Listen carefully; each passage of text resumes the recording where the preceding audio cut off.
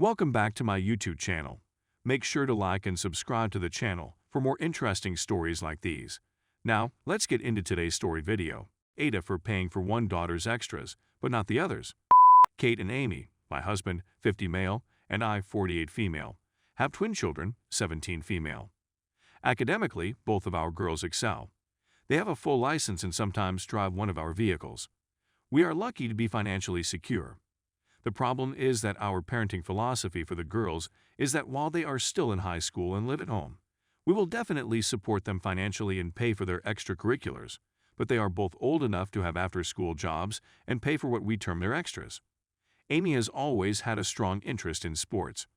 She competes in swimming and exercises 5 days a week, sometimes twice a day. We are pleased to pay for her club fees, equipment, and travel costs to meets, among other things. Amy drives herself and one of her teammates to their early 4:30 a.m. practice now that she is old enough, and my husband and I pay half the gas. The other girl's parents pay for her portion. Amy does not have time for a part-time job between school and practice, but she saves birthday and Christmas money and babysits on occasion to pay for extras and go out to lunch with friends. Kate has never been interested in sports, which is great with us. Kate is particularly interested in fashion, hair, cosmetics, and so on. Amy is not at all. Again, as long as she isn't skipping school, we have no objections. We have told Kate, however, that she will need to get a job in order to pay for the makeup she wants, her hair or nails, the extra clothes she wants. The girls wear uniforms to school, and we buy their regular clothes, but will not buy multiple new outfits each month, her gas, and her daily Starbucks habit. I'll pay for the girls' haircuts, but I'm not going to spend $300 for her to have a complete head of highlights. I'll get them cheap shampoo instead of the $60 salon brand. I'm not sure why a 17-year-old needs a night serum, but she will have to purchase the pricey skincare goods she believes she need. We will purchase the girls' phones and pay for their plans, but we will not buy the newest iPhone model the moment it is out. This has resulted in many recent outbursts of yelling and hurl at us by Kate.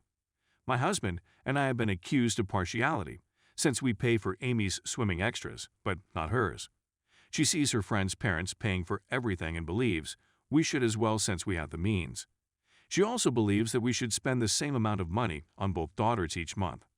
I've informed her that if she wants to take a genuine extracurricular activity, like an art class or a fashion-related class, I'm willing to pay for it, but otherwise she is responsible for paying for her extras.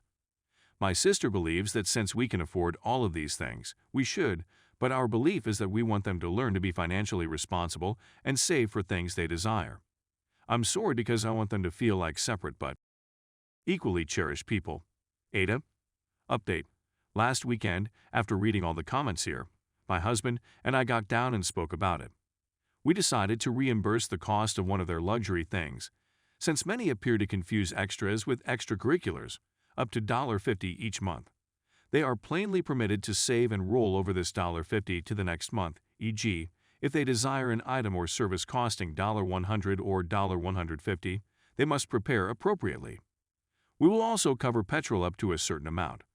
We met individually with each daughter to address this, as well as to underline the need of learning how to budget and prioritize non-essential items.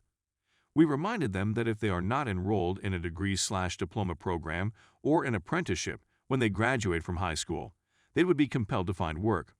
In our conversation with Kate, we explained why we were so adamant about extracurriculars and told her that if she could demonstrate a genuine commitment to learning more about makeup and or fashion, whether through classes, a related part-time job, applying for internships, or some other means of her choosing, we would be willing to invest more in this as a hobby of hers. We also stated that if she was thinking about pursuing this as a profession, this would be a good option. She said that she did not want to take a makeup/fashion lesson or acquire a job right now. She did, however, mention that she would want to attend a culinary class, something she had previously showed little interest in. We discovered a weekend course in the city that she's thrilled to start in September, 4 hours every Sunday for 1 month. Based on several of the comments, I've chosen to take a more active interest in Kate's interests by talking to her about them more and engaging in them with her whenever possible. We also scheduled a mani/pedi this weekend, which I'm willing to do on occasion but don't want to be obligated to do. Amy is not interested. Some people stated that not spending the exact cash amount on each daughter is unjust, which I completely disagree with. Having said that, the cost of this cookery class is nearly comparable to 2 months of Amy's club tuition and incidental swimming charges. If Kate wishes to take another course after this, we would gladly pay for it, and we are willing to purchase her books, equipment, and so on if she is interested. We will not provide more than $50 a month for luxury products, regardless of whether either daughter continues in her chosen hobby. To those of you who argue that not paying for your teenage daughter's eyelash extensions or video games is harsh, I don't know what to say other than good luck raising children who aren't a plague on society. Correction, there was an unintended error in the title. Story 2. Ada for insisting that my brother and his girlfriend not wear gross clothes in my car. My nose, 28 female, is really sensitive. I can't wear perfume. I warn males not to wear cologne on a date, and I can't be near cigarette or marijuana smoke without choking. My whole family is aware of this and, for the most part, supportive. My brother, 24 male, contacted me at 2 a.m. this weekend because he and his girlfriend, 22F, had missed the final train out of town since they up with some folks at a pub and ended up coming back to their apartment for a little. He requested that I come fetch him. My flat is approximately 40 minutes outside of town, and our parents, with whom he lives, are about an hour distant. I urged him to take an Uber, since I didn't want them in my vehicle if they smelled like beer, cigarettes, or cannabis. He stated it would be too costly, but he guaranteed they wouldn't stink and pleaded with me to come. I told him that as long as they didn't smell, I'd come fetch him, but that if they did, I'd leave him. After approximately an hour, I arrived at the location. They emerged and it was clear that they were both inebriated. My brother approached to embrace me, and I could smell cannabis on him right away. I began retching and told him it wasn't going to work and that he should contact Uber. We took a shower. You can't possibly be smelling anything. It's all in your brain. You know, he spoke to me. Their apparent answer was to shower in these people's flat, believing that this would remove the tobacco and cannabis odor from their clothing. I went back into my vehicle and instructed them to call an Uber. He slammed his fist on the window. I told him he couldn't get in my vehicle like that. I told him I'd pay half the fare for an Uber and that I was going. He instructed me to just roll down the windows. I informed him that I did not want it in my vehicle. He said, I took a shower. These are the only clothing that I own. I'm not going to be able to travel home nude. That sparked an idea in me. I unlocked my trunk and took 2 blankets and 2 garbage bags from it. I instructed them to put their clothing in the bags and to wrap themselves in the blankets. His girlfriend returned it with the words, "That's a joke. I'll take a stroll," and then walked away. My brother told me I was insane and everything was in my brain. I grabbed into my wallet, took out $50, and told him to contact Uber. He returned it, ordered me to hang on, and dashed after his girlfriend. He asked whether they might sit in the rear with the windows open when they returned. I told him I couldn't take it for another hour. So they undressed unwillingly, placed their clothing in the bags, and I tied them off and dumped them in the trunk. I drove them silently to our parents' home and dropped them there without saying anything. My brother's girlfriend unfriended me on Facebook. He and her are no longer communicating, and my mother is unhappy with me, accusing me of embarrassing them and being excessively sensitive. She claims that I should have phoned her so that she could have picked them up.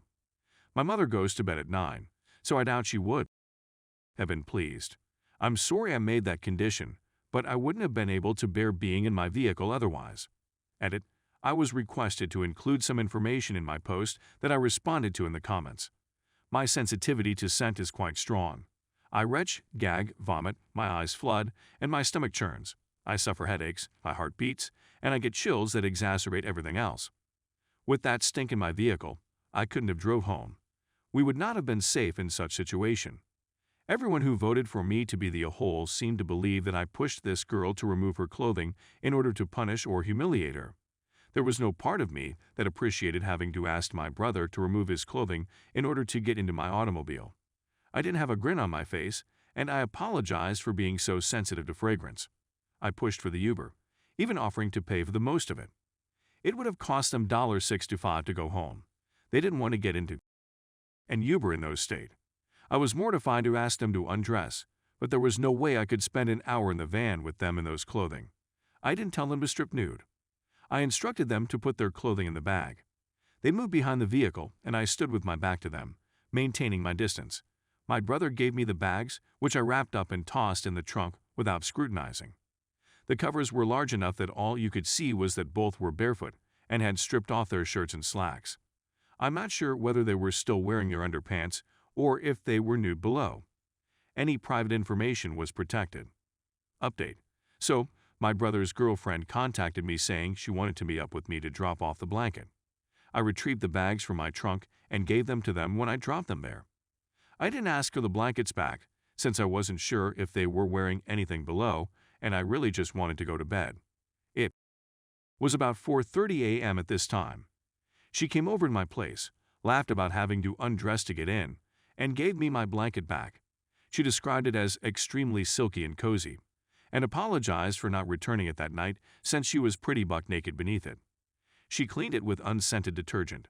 She thanked me for coming to pick them up the night before, apologized for freaking out, and clarified a few things. My brother had informed her that the trains operated throughout the night. He wanted to remain with his pals, but she couldn't tolerate the scent. She had contacted a few acquaintances, but none of them were willing to come pick her up at 2 a.m. He stated that he contacted me since our mother didn't keep her phone on that late. He said that I had never allowed them inside the vehicle and that they should simply remain there. I believe he summoned me deliberately so I would reject and they could remain there. She was the one who advised showering so that it wouldn't be so unpleasant for me. I think she didn't comprehend how serious my problems were. She believes he wanted some alone time with her since they seldom get to spend overnights together because my brother lives with our parents. She had no idea I had recommended they undress. I didn't hear my brother remark to her, "Let's just remain here," when I offered her the blanket and bag. She believed I was giving her a blanket to sleep with, and that's when she stormed out. Because she was done with my brother, she removed us all from Facebook as she walked away. She reinstated me. When he caught up with them, he urged that they simply remain there. He informed her that I had told her that the only way they could ride was if they stripped naked and went home in blankets. She informed him, "I'm feeling yucky and long for my bed. At this point, I don't care. Let's simply get started." When they returned, he suggested they roll down the windows. When I declined, she began undressing, and he complied. The reason they didn't contact Uber was because he didn't want to, and she didn't want to travel in one alone for an hour while inebriated. She hasn't finished with my brother, miraculously. She's furious at him for lying to her and leaving her stranded without a ride home, but she's coming over there tomorrow to speak about it. As she described it, she loves the butthead. She's made him a lot more focused, and she's been wonderful for him, so I'm glad she's continuing with him for the time being. I feel a lot better now that I've spoken to her.